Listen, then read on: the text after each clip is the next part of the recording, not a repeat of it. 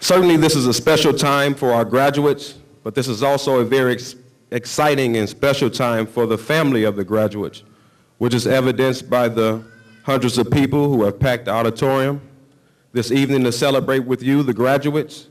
I won't have you all stand, but I want to continue by saying give your parents and all your supporters here a round of applause. Please, graduates.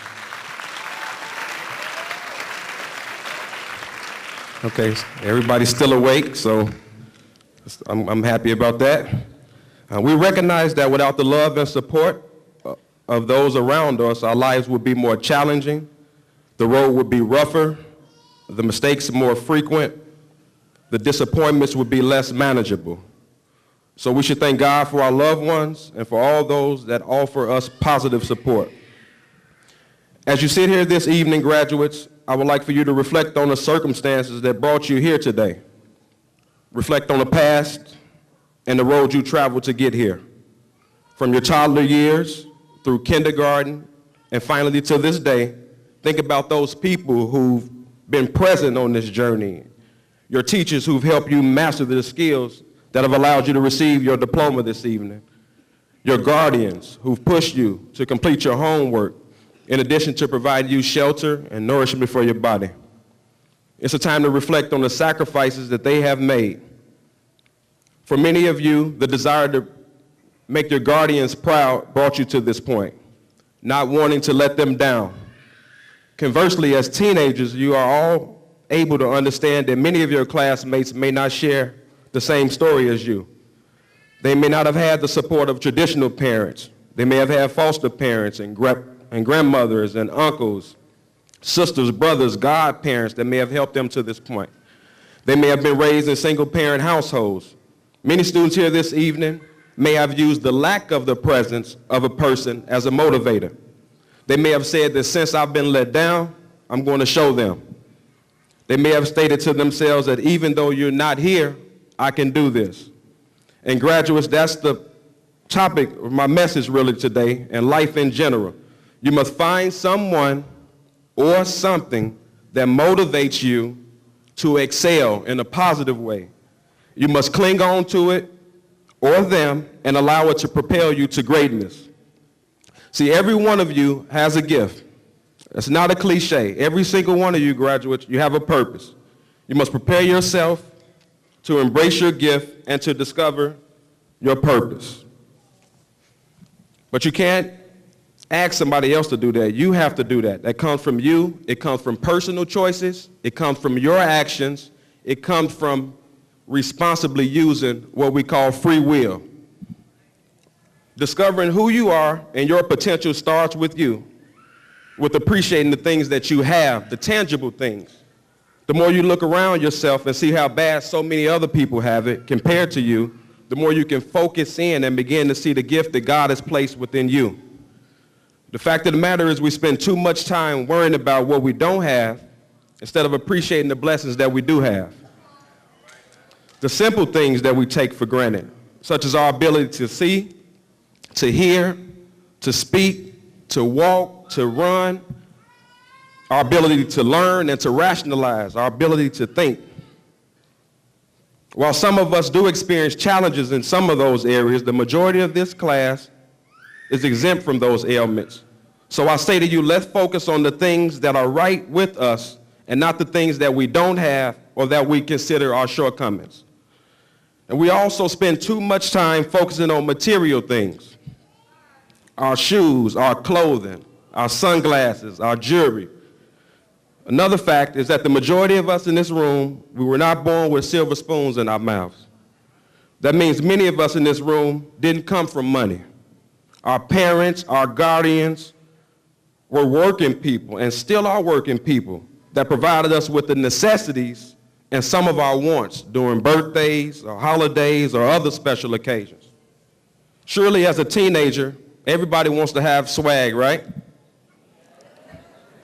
My nephew, he calls it killer swag. I guess that's a new term. Do they still say fresh to death and Dougie? No? All right. Well, I got to keep my lingo moving and coming up, okay? But everybody does want. They want the latest Jordans. They want other clothes that gives others the impression that our parents have some money or that they're getting it, right?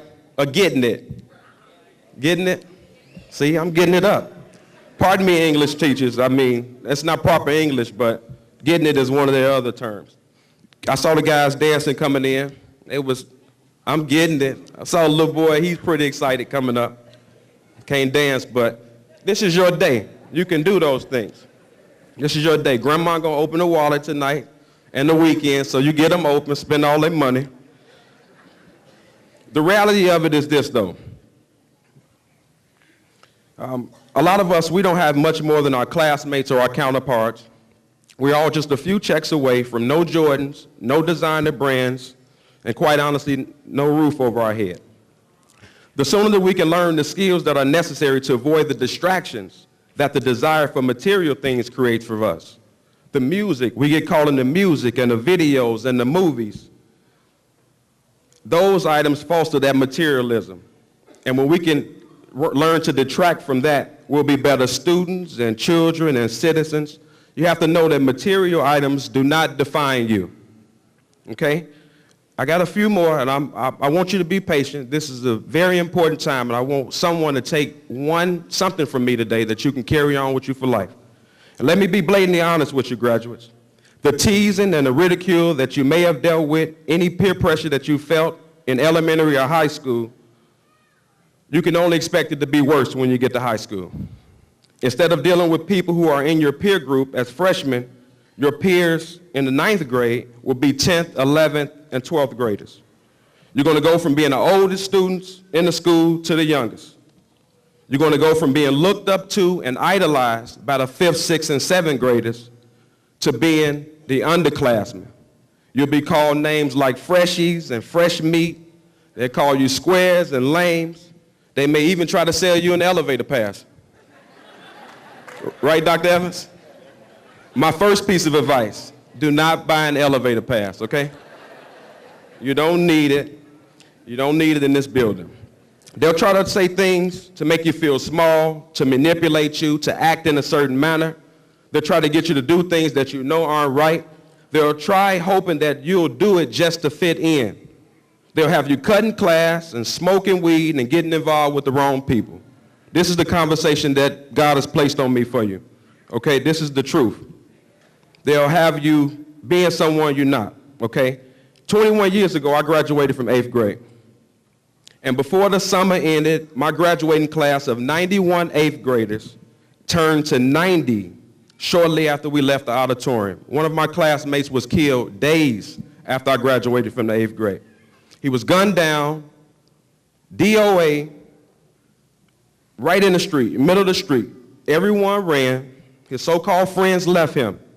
It wasn't random. It was the company that he kept. It was the desire to fit in that helped him to meet his early demise. Those of us that were left, we set out as innocent freshmen with so many desires. But for some, they focused on things that were not important. Some decided to become gang members and chose guns instead of books. They wound up spending their would-be college years in prison. Some decided to experiment in selling drugs as high schoolers in search of those material things. They also found home behind bars. Some of them on drugs. Some of them in early graves too. Some of them were involved in nothing other than being followers and flunkies. Let me be clear, when you are riding in a car that gets pulled over, one of the passengers has something on them. You have it on you. If someone just committed a robbery and you in that car, you committed a robbery. If someone committed an assault, you go down for an assault. If someone has drugs on them in that car, you all have drugs on you. You're reaching a point in your lives where you can't call home. You'll have to see a judge. You'll be bound by the legal system. No going home to parents. You'll be behind bars. Please don't put yourself in that position. If it doesn't smell right, it doesn't look right, it's not right. Trust me, this is a word that your parents delivered, but it's different when it comes from somebody else, okay? Some of the young ladies got involved with boys too. Instead of focusing on themselves, they found themselves pregnant. No more sports, no babysitters, no hanging out with your girlfriends, no college, it's time to go to work. It's time to get a job to take care of the baby. The boy can go, and the boy will go. He'll go to school. He'll leave you home, young ladies. You'll be stuck with a baby. Broken dreams, major disappointments, all from listening to schoolboys' lies. Young ladies, listen. Let me give you some lines that will prepare you right now, okay?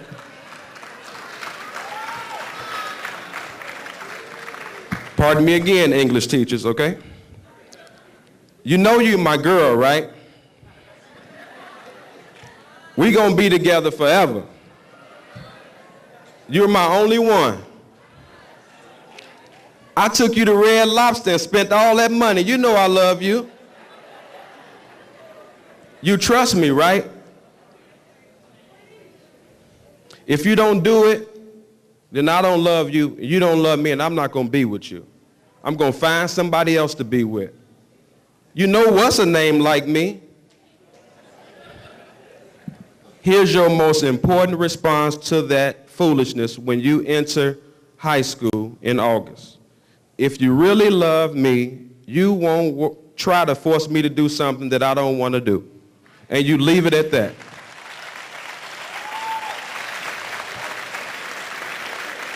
The boys will tell the girls whatever they want to hear.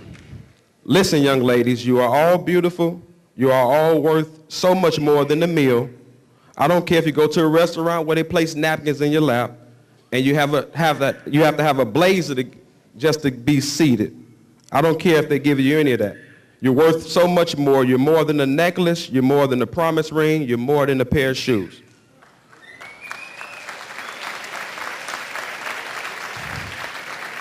The boys in high school, and so many of them in college, they don't love you. They don't know what love is. They lust for you. When their lust leaves, so will they. Trust me, their lust will leave fast. Parents, understand me. You stay away from the boys. The only exception to that rule is if you're studying in a study group, okay? You command respect and you will receive it. Carry yourself like young ladies, the young ladies that you are at all times, and people will always receive you that way. Just as you have heard that what you eat, you are what you eat, meaning your body is a reflection of what you put into it. You are also labeled and judged by the company that you keep. If you run around in high school with upperclassmen and they aren't about anything, you'll be labeled by the teachers and others immediately. If you hang with losers, you're going to lose. If you hang with people who are bad, eventually you're going to do something bad. If you're hanging with people who are not focused on their books, you too will not be focused on your books. I encourage you to hang with like-minded people. Surround yourself with people who are involved in their studies, people who care about their grades, people who are involved, as the mayor mentioned, in social clubs and other activities, people who care about themselves, though. You know, there's so much more I would like to say this evening. This is certainly the right group of people, but my time is up, and I want to thank you, and I want you all to know that I love each and every one of you.